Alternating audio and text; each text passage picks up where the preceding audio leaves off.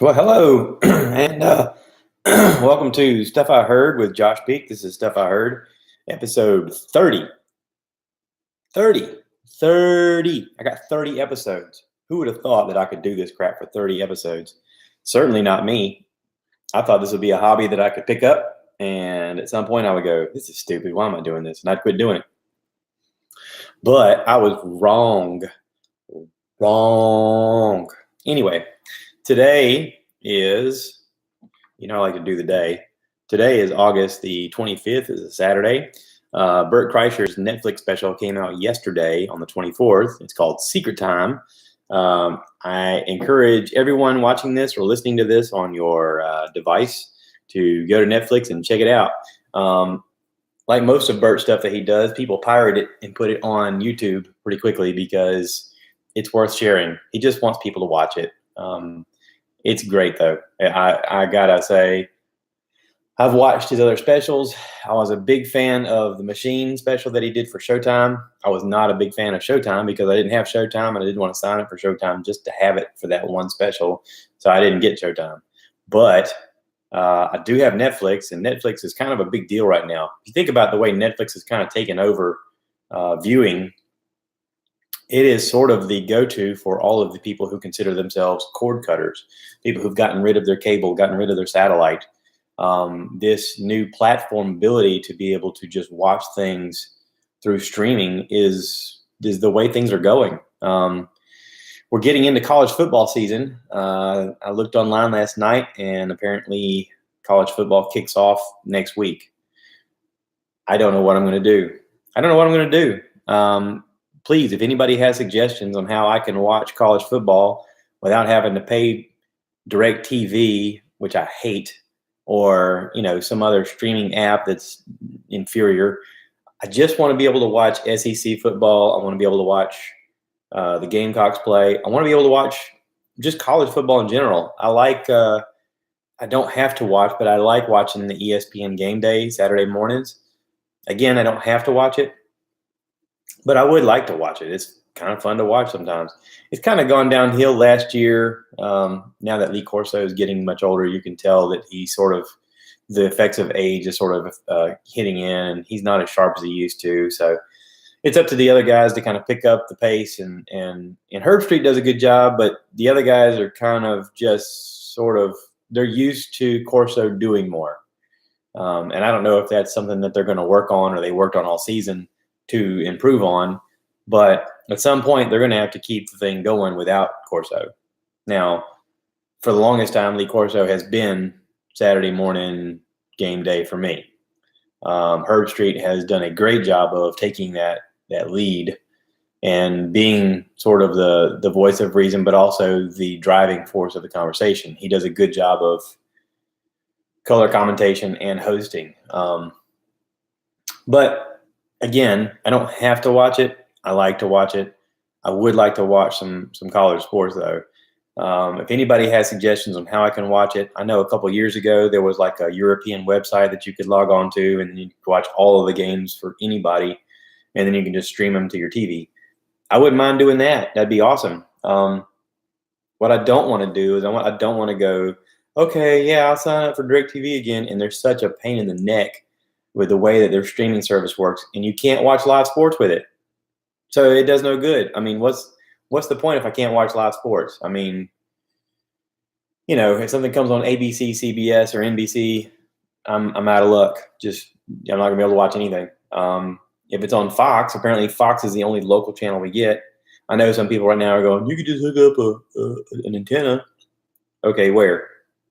Am I gonna climb on the roof and put an antenna on the roof? Am I gonna put one in the attic and run wires through the building? I don't know. I'm looking for suggestions. I am part of a cord cutter group on Facebook, and people write in suggestions all the time. Someone recently posted that they went into their attic and put a powered antenna in the attic. That way it's not outside visible from the neighbors, and people aren't pissed off about, you got a stupid an antenna sitting on top of your house. But then he wired it into one of the cable outlets behind the wall, put a splitter on it, and then it goes through the entire house so that any TV in the house is hooked into that wired line, and it sort of helps broadcast the signal so they can get a better signal. not a bad idea. I wouldn't mind trying that to see if it works. But it's also a project I don't know that I'm eager to get into right now. If there was a website I could click onto, that'd make life a lot easier. I can just click on the website. So send me your information on that. Also, go on Netflix and watch Bert's special, Secret Time. Secret Time. I went on Twitter and I kept sending him stuff on Secret Time, trying to promote his viewing and trying to promote what he's doing. And he retweeted and favorited a couple of my things, which is awesome.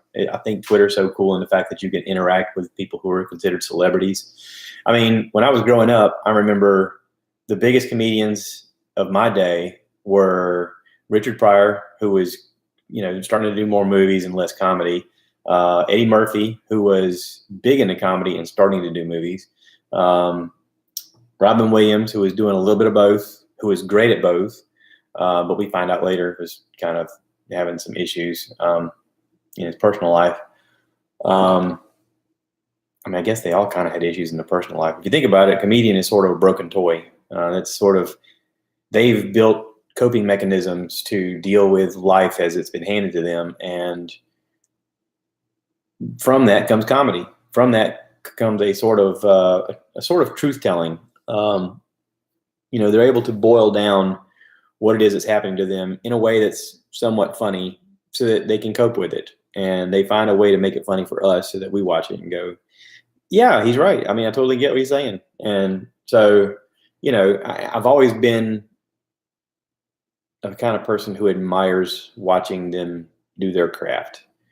And I've mentioned this before. It's sort of like watching a magic trick. Once you see the magic trick, you're sort of like, yeah, okay, cool. This is great. This is fun. But if you watch it again and again and again, maybe it doesn't have the same effect. But there's a difference. I think that if someone does like a storytelling type thing, like Eddie Murphy had stories about, things with his childhood and things about, growing up and with his brother and his mom having the shoe that she could throw like a boomerang, his dad telling him to light the fire and the fire goes up and catches his brother on fire. He's all right. That's a fire, They become hits. They become kind of like a song. They become the thing that you want to hear. And when they kick into it, you're like, oh, this is it. Bert has one of those type deals. He has a story about when he was 22, he got involved with the Russian mafia. And it's an amazing story. If you haven't watched it, when you're done listening to me or watching me, go on YouTube, look up Bert Kreischer, The Machine, Kreischer, Kreischer, The Machine. There's an animated version where it looks like South Park characters. It's pretty funny. They did a good job of animating it. But Bert's been telling that story on stage for a very long time. I heard him on a podcast when he first told it on Joe Rogan's Experience. The Joe Rogan Experience is a podcast, if you don't know, I've talked about that a lot on here, who is probably one of the biggest podcasts that's out there right now. If you look on Joe Rogan's page for his podcasting, in a day he gets over 1.5 million downloads. I'm one of those 1.5 million. On his YouTube channel, he can go live and get over 100,000 live viewers immediately as soon as he goes live. He has sort of become the perfect person to be a host of a conversation between famous people. And along the way, you can learn some things. You can learn things about other people. You can build bridges amongst different gaps of people you wouldn't normally talk to or relate to or even have conversations with. And, most recently, I looked on my phone the other day and I was like, holy crap, I want to listen to that one and that one and that one and that one and that one. And I don't have time. I don't have time to listen to all of them. I mean, I really, time is an issue. I did a podcast last Tuesday with my sister, and we talked a lot about some things that we were kind of curious about and stuff like that. It was sort of a fun little hang with my sister. But we really didn't talk about podcasts that we were listening to. Looking on my phone here through past podcasts, I listened to a very interesting podcast with Joe Rogan. Episode 1156 came out August 9th with Jimmy Dore. Jimmy Dore is a stand-up comedian, a political commentator, and a host of the Jimmy Dore Show, available on YouTube. Jimmy Dore is probably one of the smartest people that I've ever heard speak. he'll argue both sides of everything when it comes to politics or, whatever's going on right now in our war. He kind of breaks down the reality of what things really are. It's pretty fascinating. I highly recommend listening to that episode. He is entertaining to listen to. I also listened to episode 1157 with Shooter Jennings. I honestly got like half an hour into it, and I had to switch because there was other podcasts that came up that I was like, oh, I want to listen to that one too. I'm missing out. Crap. Episode 1159 came out on Thursday with Neil deGrasse Tyson. You've probably heard me talk ad nauseum about listening to Neil deGrasse Tyson talk, and he melts my noodle every time I listen to him. My brain just feels like mashed potatoes when I listen to him. But not in a way that makes me feel stupid, in a way that makes me feel inspired and curious. And he talks about how the education system is failing right now because when you get out of school, when you get out of high school, you're like, yay, school's out for the summer. There's a whole genre of music and life that's dedicated towards, we're finally done. We're done with this learning stuff. And he's like, instead, the mentality should be, I want to keep learning. I'm inspired. Where's the next thing? Where can I get more? And he said, that was me personally. When I got out of school, I was like, all right, now I get to go to a better school and learn more information. And he said, there's not enough of that. And he's right. There's not enough of that. When I got out of school, I thought, I don't want to do this anymore. I was made to do this, but I didn't want to do this. When I got out of school, I wanted to work. I wanted to make money. I didn't know what I needed to do. I didn't know what I wanted to do, but everybody kept telling me, oh, you got to go to college. You got to go to college. Thank God my mom was like, why don't you go to the technical college over here? It's a lot cheaper and maybe you can kind of figure it out while you're there. Sounded reasonable, right? So I went there and I thought, this is really harder and I don't care about any of this crap I'm studying. And I didn't care about any of it. Which is why when I turned 20, I joined the Marine Corps. Because I was like, I want to see the world. I want to do something with my life. I got to move forward as an adult. And I joined the Marine Corps. Now, I didn't start getting interested in things until I was in my 30s. And I started learning about green technology and about making YouTube videos and production and streaming. And this kind of stuff really wasn't around much when I was a kid. Let's face it, YouTube didn't really come around until 2006 or so. And, the idea of having solar panels or green technology wasn't really mainstream until the last 10 years. But now you're starting to see houses with solar panels on them, and you're driving by what they call solar farms where, power companies are realizing, oh, this green technology, we could just set up a field, lease the land from the people or buy the land from the people, put up solar farms, and we never lose power.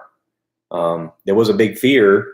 I know there was a big fear in the early 2000s after 9/11 where they were saying, if someone knocked out our power grid, we'd be screwed. We could be, plunged into chaos in a hurry. Well, if you have solar farms everywhere, then you're never with a quote unquote solar farm. Or, you don't have one power grid. You have multiple power grids that are everywhere because you got solar collecting energy everywhere.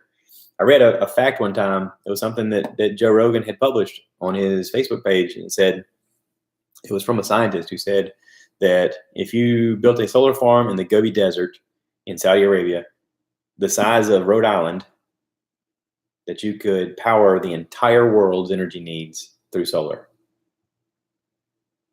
Now, of course, if you built a solar farm there, it would be difficult to get that to everybody. But the idea is that that's the only amount of mass that you need. If you think about how big the globe is, and then you picture that on a different scale and say, okay, we're gonna build basically that, but we're gonna scatter it throughout the world.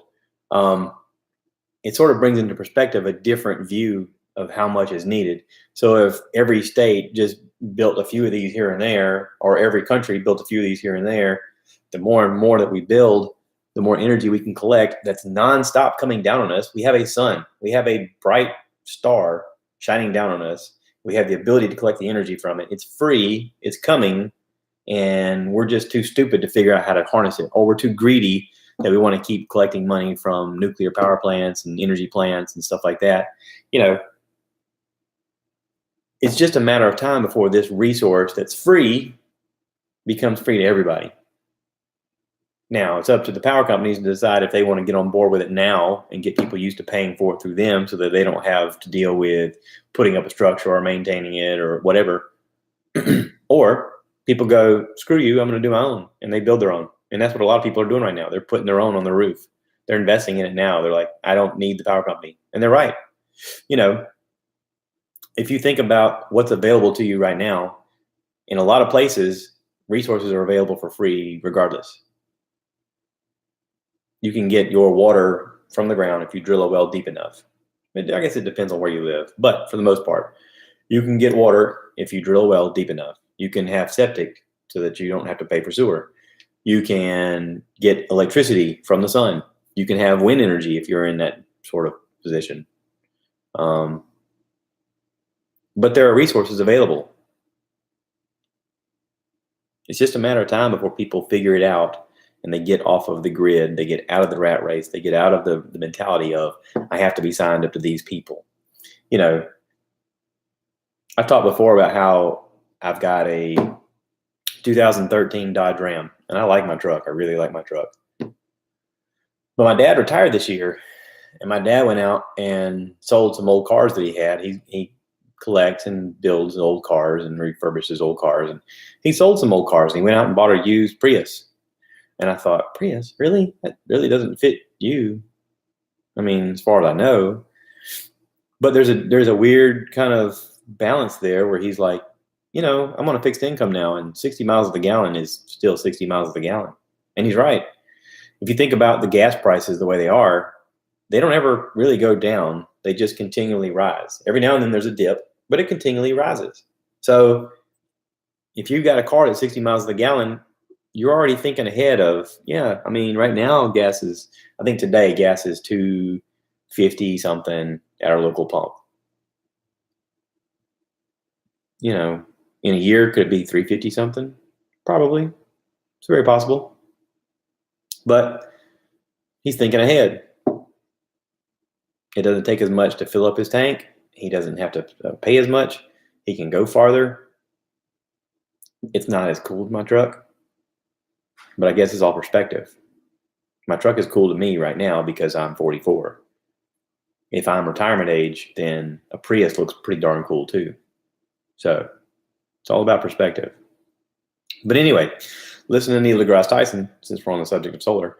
He's talking about problems with movies. We watch his movies, and he says, you know, the thing I have a problem with this is the physics of it. He said, you know, watching the Star Wars, the one they rebooted. You know, you got the original three, and then you got the three before it, the prequel, and then they started making the other three where they introduced Rey, and they introduced this new Death Star, this bigger Death Star. If you remember in Star Wars, there was the Death Star that could potentially harness enough energy to blow up a planet. Well, then in this new one, they come up with an even bigger Death Star that supposedly sucked in energy from a star, from a sun, a local sun, which is a star, and it would harness its energy, and it could blow up like 6 or 7 planets at a time. He said, the problem I have with that is if it were to consume that much energy, it becomes a star itself. It becomes a sun itself, because that much energy is so immense that you can't even imagine. He said, I can tell you the measurements, but it's not going to mean anything to you. He said, but if it were able to suck in that much energy, then it's able to blow up thousands of planets, not just a few. He said, if it only blew up a few, it still should be glowing and on fire like a star. He goes, now, you know, let's assume that they have the mechanics of being able to store energy. Okay, so be it. He said, still, why would you only blow up 6 when you have enough energy to blow up thousands? Fair point. He breaks down a lot of movies. He talks about how the physics of the thing doesn't match up. And it's pretty interesting. I'm only halfway into it. I've been listening to it, and I'm only halfway into it. And I don't have the time to listen. I mean, there's just so much to do. I want to listen to more of it. Also, episode 1160 came out Thursday. Bert Kreischer, he's on Joe's podcast talking about his special. They're comedian buddies. They both have podcasts. it was a chance for him to go on there and talk to him about, hey, this is coming up. I want everybody to tune into it. I love it. Every time that Bert's on there, it's a good time. That's how I first got introduced to Bert. That's how I first got introduced to Joe. I mean, I knew of who Joe Rogan was, but I didn't know anything about the podcast. So, I mean, I'm into it. It's awesome. I want to listen to those. I'm going to listen to those soon. This past week, I had the opportunity to catch up on some podcasts that I had missed. I went into Leanne Kreischer's, which is Bert Kreischer's wife, and I listened to several episodes of her podcast, Girl Talk, Back to School, and Career Testing. She has a new one out called Miss Chris. I haven't listened to that yet. But I listened to those three. They were good. They were, basically her and her girlfriend sitting around talking about, how they're approaching life at 50-ish, what their plans for the future are. And, if I wasn't doing what I'm doing now, what would I be doing? Which is pretty inspiring. It's pretty interesting to think about. I also listened to Bert Kreischer's podcast with Jim Florentine and me on August the 14th, and Open Tabs on August 16th. Jim Rhodes on Tuesday, this past Tuesday. I guess that would be, I don't know what the date is. The date not written on here. This past Tuesday, episode 302. Tom Rhodes is very interesting. Apparently he travels around the world, and he has a lot of world experience of going to different places. He's got a funny story about going to China to go see the Great Wall, and how he got scammed into something that was pretty interesting. But it's a good listen. It's fun to listen. There's another Open Tabs that Bert did on Friday. I haven't listened to that yet. It's a lot of stuff to catch up to.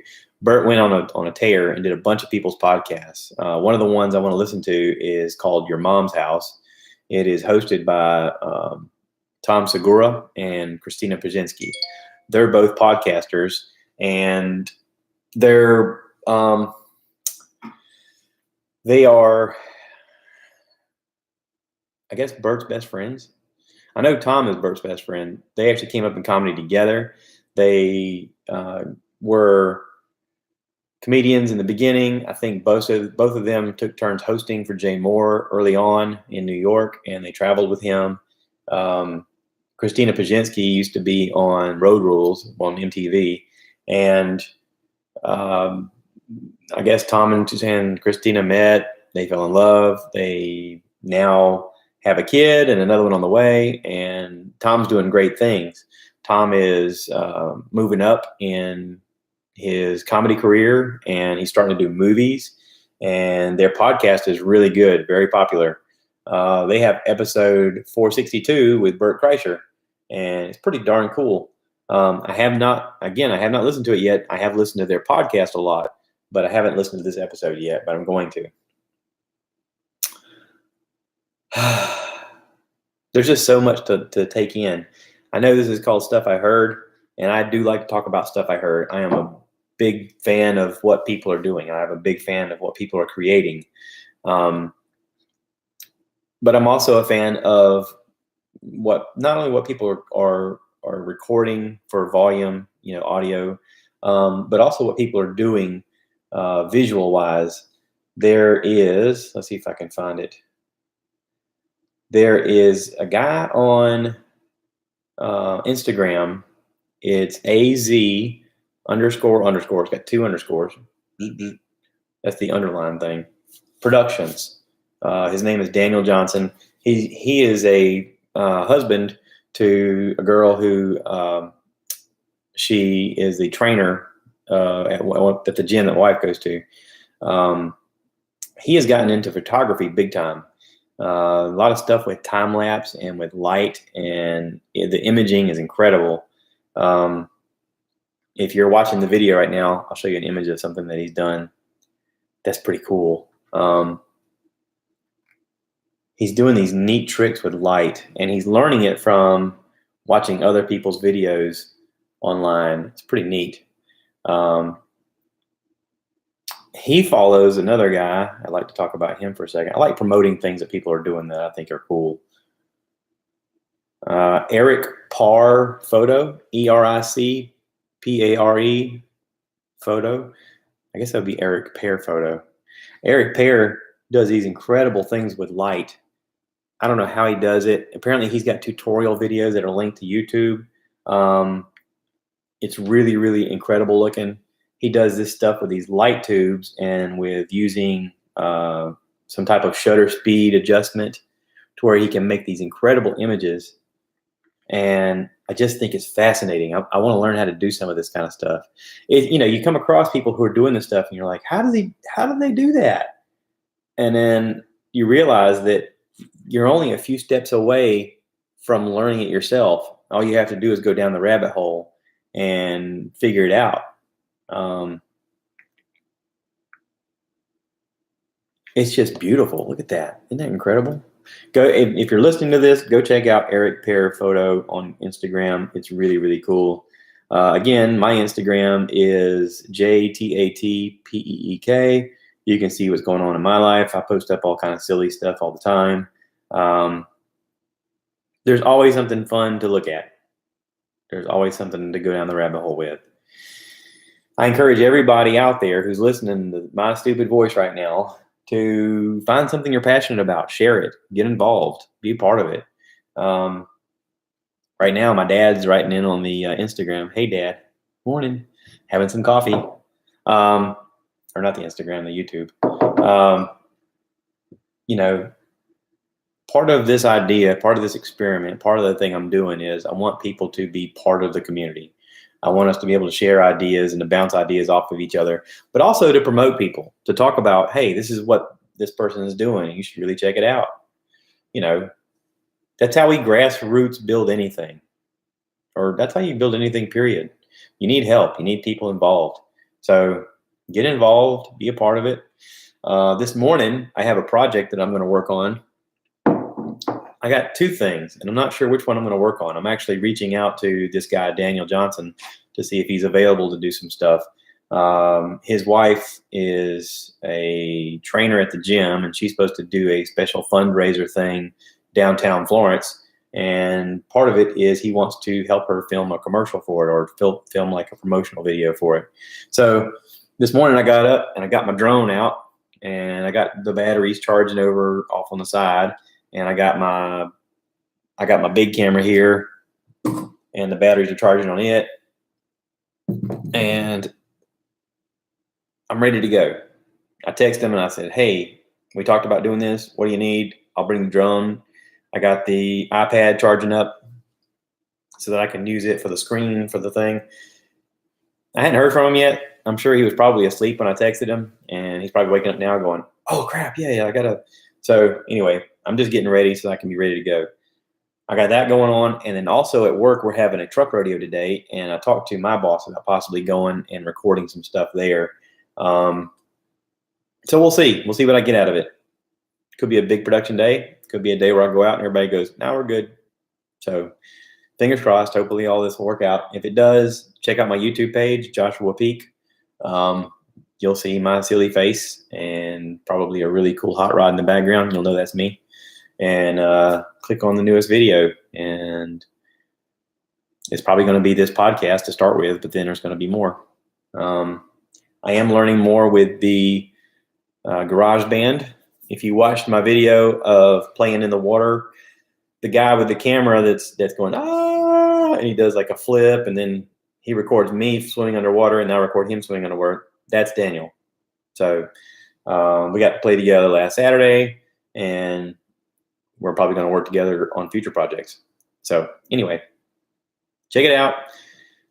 His wife's got an Instagram page. It's called Lifting Bell. I think that's it. Is it Lifting Bell? I want to get it right. I want to make sure that you guys know how to follow some of these people also. L-I-F-T. Yeah, Lifting_Bell. Christina.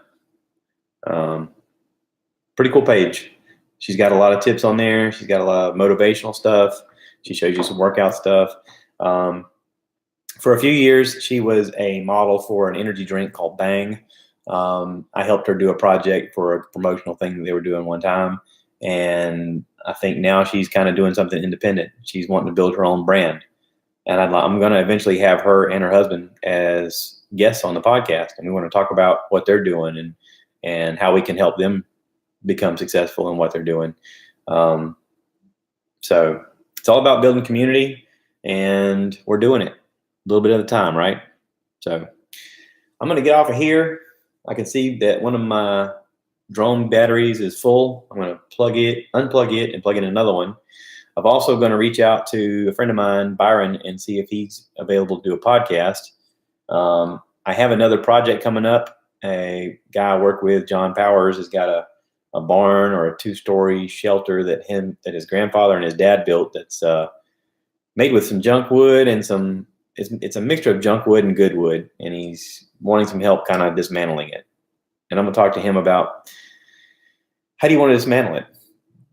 I mean, I don't mind helping, as long as I can shoot some YouTube video. That'd be really cool. You know, we don't have to have our volume in it. We can just set it up, do like time lapse. I can add in stuff later. But does he want to chainsaw it? Does he want to take it apart with crowbars? Does he want to save some wood if he can? I don't know. But it could be a fun project, and it'll be a way to help him out. And he's going to help me out this coming year. I'm going to get into deer hunting. So be prepared. There's going to be more deer hunting conversations. I also have a guy that I work with named Jacob Jackson who does some duck hunting. Apparently he's a duck hunting phenom, and I'm going to try and go out with him this winter and film some of his duck hunting stuff and get him involved with YouTube. He's got a GoPro that he hooks up to a shotgun, and he showed me on his phone all the images that he's able to do while he's duck hunting, and he's really good at it. I think that he could have his own channel. I think that he could have his own brand, and I want to help him promote that. I want to help people promote things. I realize that I'm lucky in the fact that I have this outlet, and I realize that I am blessed in the fact that I have some cameras to deal with and some knowledge of production or editing or whatever, promoting, marketing. And I've got you guys as an audience, and I'm thankful for every one of you. I'm thankful that anybody even gives a crap what I have to say. So thank you. Stick with me. This is going to grow. This is going to be fun. We're going to be part of it. If you've got something to promote, reach out to me. Let me know. One Lonely Farmer. Hey, buddy. Congratulations on the baby. Reach out to me. You and I talked about doing the project together. I'd love to do it, man. Get in touch with me. For everybody else, y'all take care, and thanks for watching. I'm going to wrap this up. I got to hit the button. Hit the button, Josh. Bye.